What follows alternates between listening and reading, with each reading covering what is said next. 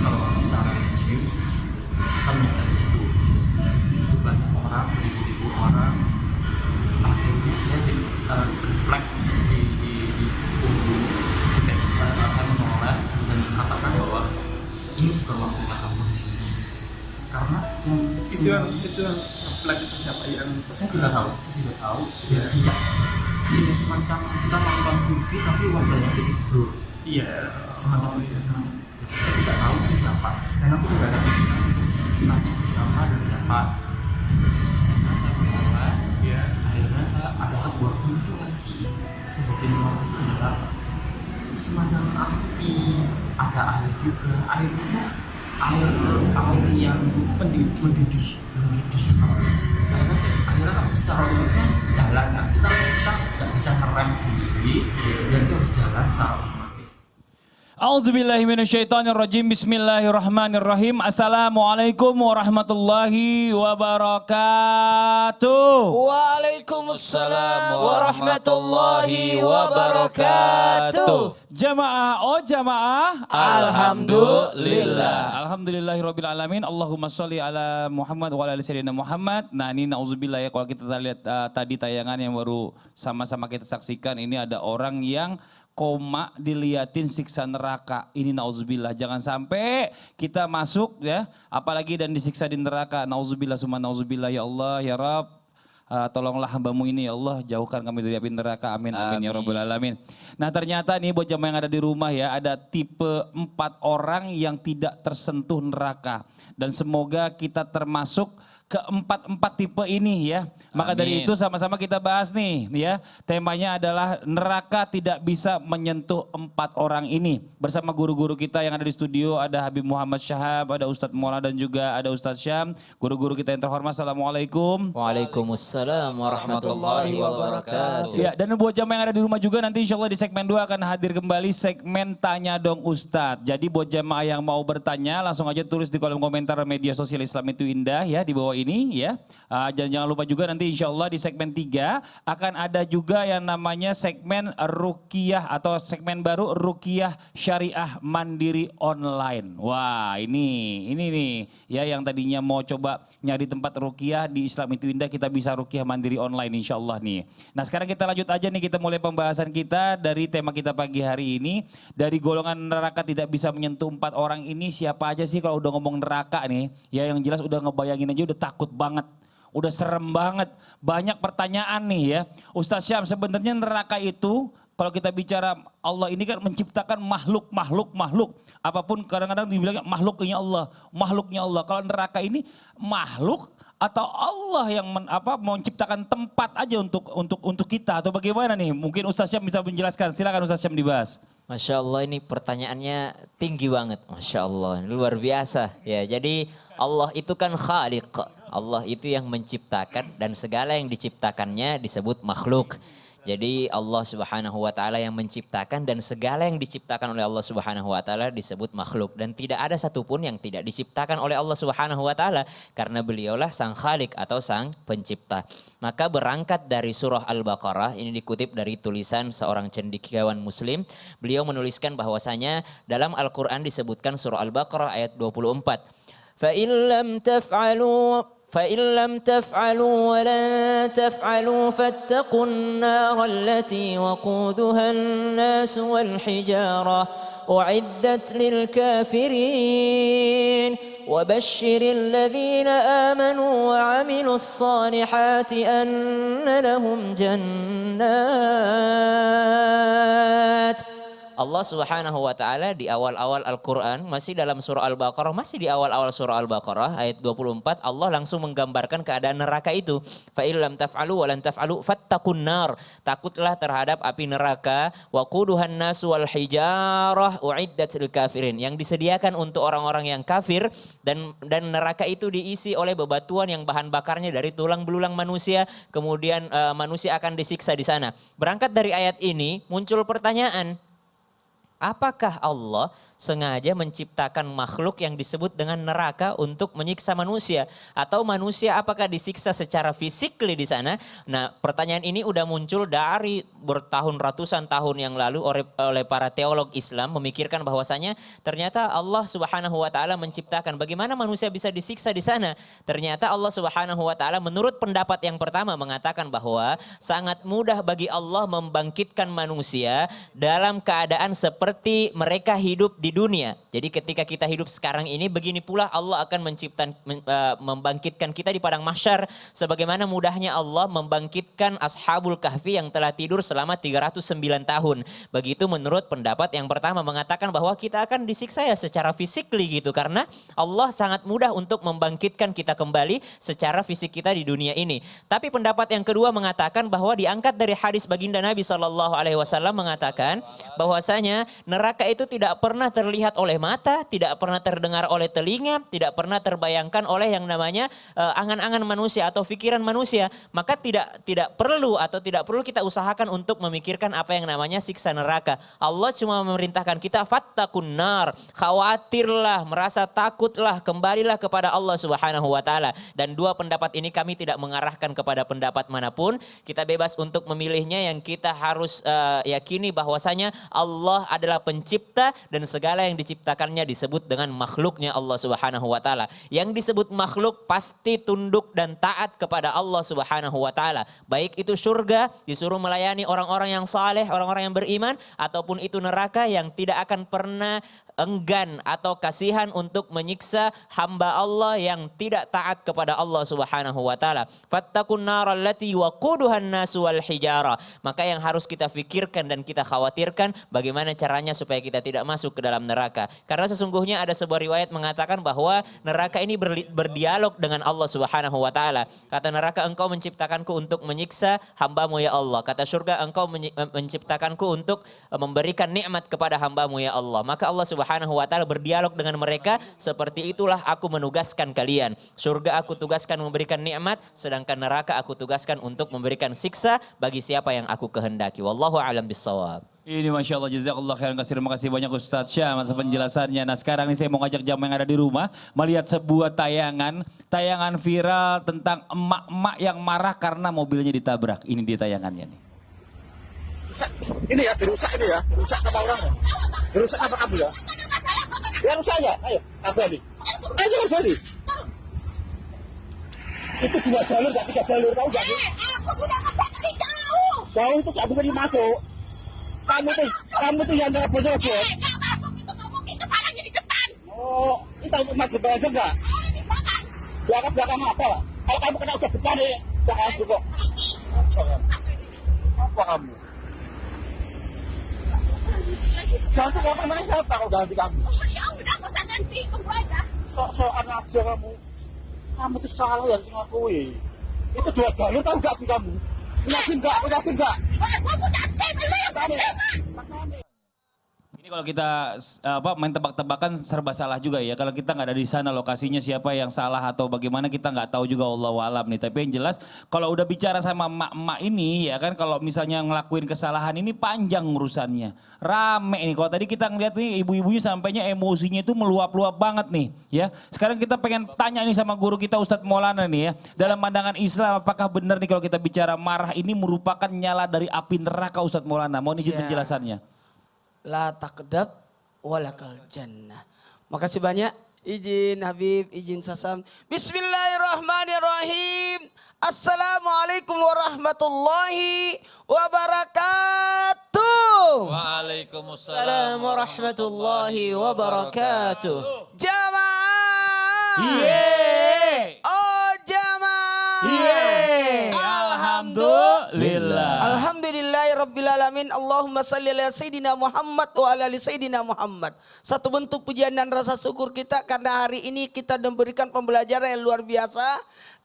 Makna dibalik doa sapu jagat yang luar biasa. Ya Allah, berikanlah aku kebaikan yang ada di dunia dan kebaikan yang ada di akhirat. Dan jauhkanlah aku dari api neraka. Rabbana atina fid dunya hasanah wa fil akhirati hasanah wa qina azabannar. Dan hari ini kita bahas tentang perihal 4 golongan yang tidak disentuh apinya neraka. Dalam artian tidak masuk neraka. Yes! Makanya tonton terus sampai akhir acara kita karena kita akan membahas 4 ini. Dan ternyata saya dapat jatah dulu tentang marah-marah. Gimana itu marah-marah? Ternyata marah itu nyalanya api neraka. Karena, tunggu dulu, yang namanya Islam itu indah senantiasa ambil baik sangka dulu. Ternyata ada marah yang diperbolehkan, marah pada tempatnya, marah yang terukur, marah yang ditahan. Sebab pengendalian amarah berkaitan dengan erat dengan pengendalian nafsu. Marah. Ingat, kadangkala orang tua butuh marah untuk memberitahukan anaknya bahwa yang dilakukannya itu salah. Justru ketika dia tidak memarahi anaknya yang melakukan sesuatu yang keburukan, bisa jadi membahayakan buat anak. Terus bahaya itu, bahaya. Kebetulan itu kadang-kala saya terus terang marahnya kepada anak itu beda. Tidak memarahi secara fisik atau membenci anak, tapi memarahi sesuatu perbuatan buruknya anak. Sekali lagi, yang dimarahi perbuatan buruknya anak bukan anaknya. Karena anak itu adalah sesuatu pembelajaran besar buat kita. Justru kadang-kala kita yang belajar terhadap anak. Bagaimana cara mendidik anak buat orang tua di rumah. Ayo, marahi anak ketika dia tidak sholat. Marahi anak ketika dia tidak mau belajar. Marahi anak ketika dia bolos. Marahi anak ketika dia tidak mau ngaji. Marahi anak ketika melakukan pelanggaran. Justru itu bagian daripada pendidikan. Nah, justru yang ditanyakan Mas Fadil gimana nih? Nah, ternyata marah adalah nyala api neraka. Seorang pada saat marah mempunyai ikatan erat dengan penghuni mutlak dari api neraka. Yang membara, yang api yang menyala-nyala. Itu makanya dikatakan marah itu api yang menggejolak. Makanya kalau orang marah duduk. Kalau marah berubah posisi. Kalau marah baring dulu. Tenangkan diri. Kalau marah mohon izin kalau bisa berudu. Nah, kenapa? Untuk apa? Untuk meredamkan amarah itu. Kalau tadi kita lihat harusnya ibu tadi tuh duduk dulu ya. Iya duduk, nggak bisa duduk. Jalan kiri, Dia udah kanan, bingung jalan itu kiri, mau duduk kanan. di mana, Udah di deh, pinggir ya, jalan pinggir tol jalan. itu. Iya. Atau menenangkan diri. Makanya kadang-kala kita tenangkan diri dulu karena disebabkan amarah itu keluar apa ya? Sesuatu yang bisikan-bisikan sampai sesuatu pengendalian nafsu itu luar biasa. Makanya disebut ada nafsul amarah. Ada kemarahan yang luar biasa yang menggejolak. Bisa jadi menyebabkan lahirnya timbulnya dosa-dosa berikutnya. Atau nauzubillah bentuk kezaliman yang terjadi. Nauzubillah. Jadi jujur aja sih saya juga kalau lagi marah sama anak itu kadang-kadang suka lepas kontrol gitu loh. Iya. Dan kata-kata yang keluar ini nggak bisa dipertanggungjawabkan karena saking emosinya Iya gitu tapi loh. jangan marah sama anak seakan-akan kita membenci anak. Bukan. Salah Ah. satu yang bikin rendah amarah diadzanin. Oh diazani. Sekarang kita lanjut lagi nih. Buat Abi pada pertanyaan nih Bib nih. Kita masuk nih ya. Kita mulai pembahasan kita bicara masalah tentang tipe orang yang pertama yang tidak tersentuh neraka. Penasaran kita. Saya pernah dengar nih katanya nih ada juga nih kita bicara masalah tentang hubungannya ya. Bicara masalah tentang tadi nih masalahnya. Apa yang dibahas oleh guru kita Ustadz Maulana. Ada tipe yang pertama ini adalah yang tidak disentuh oleh neraka adalah tipe hayyin. Hayyin, ini kalau nggak salah Y-nya 2, hayyin. Nah ini pengen penjelasan juga nih Bib nih. Supaya kita bisa masuk dalam empat golongan tersebut. Yang pertama hayyin ini apa nih Bib? Bismillahirrahmanirrahim. Assalamualaikum warahmatullahi wabarakatuh. Izin Ustaz Maulana. Waalaikumsalam warahmatullahi wabarakatuh. Alhamdulillah rabbil alamin. Wa sallallahu wasallama ala abdihil mustafal amin. Sayyidina Muhammadin nurillahil mubin. Al-hadi ila suratul mustaqim. Dil khulugil azim wa nahjil gawim. Allahumma salli wa sallim wa barik alihi wa ala alihi wa sahbihi wa man sara fi darbih amma ba'd. Teringat perkataan Nabi SAW yang Nabi mengatakan an Abdullah ibn Mas'ud radhiyallahu ta'ala anhu ardah. Qala Rasulullah sallallahu alaihi wasallam ala ukhbirukum biman tahrumu alaihin nar. Nabi SAW riwayat Abdullah ibn Mas'ud radhiyallahu taala anhu arda beliau mengatakan berkata Rasul sallallahu alaihi wasallam ala ukhbirukum ini penting ya dibacakan hadisnya apakah kepada sahabat jadi Nabi lagi kumpul bersama sahabat-sahabatnya Nabi mengatakan ala ukhbirukum biman tahrumu alaihin nar apakah kalian pengen tahu aku kabarkan tentang sesuatu hal yang dijauhkan diri dari kan orang itu ada orang yang dirindukan sama syurga dan ditakuti sama neraka ada. Jadi ada orang yang juga neraka pengen ngambil dia cepet-cepet. Nah, jadi ada orang yang dijauhkan dirinya dari neraka itu apa? Maka qalu sahabat ketika mendengar itu mengatakan qalu bala ya Rasulullah. Maka sahabat mengatakan semuanya, tentu kami pengen tahu wahai Nabi SAW. Maka Nabi mengatakan, qala, yang pertama, kullu hayyin. Nanti insya Allah guru-guru kita yang lain membahas sisanya. Melanjutkan. Yang pertama, kullu hayyin. Ini hayyin, ini sifat yang dijauhkan dan tidak disentuh oleh api neraka Allah Subhanahu wa taala. Lantas ma makna hayyin? Kalau begitu pemirsa, apa artinya hayyin? Hayyin ini artinya tuh tenang. Jadi orang bilang tuh nggak kesusu ya. Apa sih? Nggak keburu-buru. Nggak gerabak-gerubuk. Nggak gasak-gerusuk. Jadi tenang, wibawa. Oh. Tapi wibawanya zahir dan batin. Ada orang kan jaga image. Bener, ada yang jaim Jaga doang. image itu kan cuma di depan orang, tapi batinnya berantakan. Nauzubillah. Nah ini zahir wal batin. Dia jaga image-nya, memang dia jaga wibawanya zahir dan batin. Tampaknya tenang, enggak sering memaki orang. Jadi kalau ada orang yang salah dia enggak maki-maki. Ketika ada masalah memang, maaf dengan contoh tadi kan marah-marah maki-maki. Nah ini dari salah satu sifat yang betul-betul dicontohkan oleh baginda Nabi besar Muhammad Sallallahu Alaihi Wasallam. Contohnya riwayat Anas bin Malik. Kata Anas bin Malik, khaddamtun Nabi Sallallahu Alaihi Wasallam 10 sinin. Anas bin Malik mengatakan, Anas bin Malik radhiyallahu taala anhu warda mengatakan, aku kata Anas bin Malik, itu kan Anas bin Malik oleh ibunya diserahkan kepada Rasul umur 10 tahun. Ya.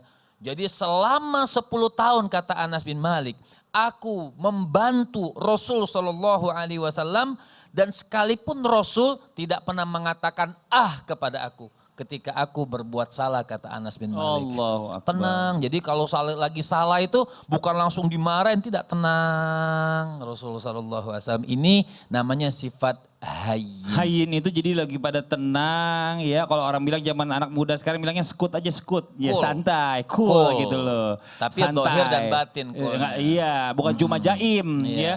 Wallace. Wallace. Wallace ya. Ini macam-macam nih istilahnya nih. Nanti kita akan lanjutkan lagi buat jamaah yang ada di rumah ya. Tadi yang pertama baru kita bicara masalah tentang hayyin adalah sifat tenang dari manusia yang dijauhkan oleh api neraka. Nanti kita di segmen berikutnya akan menjelaskan yang 3 lagi. Nah ini Masya Allah. Dan sekarang waktunya kita mendengarkan dulu ada ensiklopedia Islam yang dibawakan oleh guru kita Ustadz Syam. Tafadhol Ustadz Syam. Terima kasih banyak Mas Fadli. Jamaah yang dimuliakan Allah Subhanahu wa taala, membicarakan tentang an-nar, api nerakanya Allah Subhanahu wa taala, tentu saja menimbulkan rasa khawatir karena tidak ada yang menjamin di mana posisi kita di akhirat nanti. Bisakah kita masuk ke dalam surganya Allah atau mungkin kita berada di dalam nerakanya Allah Subhanahu wa taala? Waliya'udzubillah, ma'adzallah. Sebuah riwayat menceritakan tentang malaikat Jibril yang mendatangi Rasulullah sallallahu alaihi wasallam. Suatu ketika Jibril menemui Rasulullah sallallahu alaihi wasallam dan menyampaikan kabar kedahsyatan api neraka. Jibril alaihi salam berkata, neraka itu hitam pekat, bunga apinya tidak dapat meneranginya, nyalanya tidak dapat dipadamkan. Demi zat yang mengutusmu dengan benar wahai Rasulullah, seandainya sebesar lubang jarum saja dibuka dari jahanam, niscaya seluruh yang ada di permukaan bumi mati karena panasnya. Demi zat yang mengutusmu dengan hak, seandainya penjaga neraka jahanam menampakkan dirinya kepada penghuni bumi, niscaya semua orang yang ada di muka bumi ini mati. Karena begitu buruk mukanya dan begitu busuk baunya, dan sangat menimbulkan ketakutan untuk para penghuni bumi yang melihat penjaga neraka. Seterusnya Jibril menceritakan hingga akhirnya Rasulullah SAW mengatakan, cukup wahai Jibril. Kata Rasulullah SAW kepada Jibril alaihissalam, agar hatiku tidak gemetar yang mengakibatkan kematianku. Jibril alaihissalam pun menangis. Ketika melihatnya menangis, Rasulullah SAW keheranan. Mengapa engkau menangis wahai Jibril? Sedangkan engkau punya kedudukan yang mulia yang dianugerahkan Allah Subhanahu wa taala kepadamu. Jibril alaihissalam menjawab, bagaimana aku tidak menangis? Aku lebih berhak menangis. Siapa tahu Allah yang maha mengetahui, kelak aku memperoleh kedudukan yang bukan sebagaimana kedudukanku saat ini. Aku tidak tahu, mungkinkah aku diuji sebagaimana iblis diuji dan gagal? Dulu ia berasal dari golongan malaikat. Aku tidak tahu, mungkin aku diuji sebagaimana Harut dan Marut diuji sehingga gagal. Dan Rasulullah pun ikut menangis. takutlah kita terhadap nerakanya Allah Subhanahu wa taala dan takutlah kita kepada Allah Subhanahu wa taala.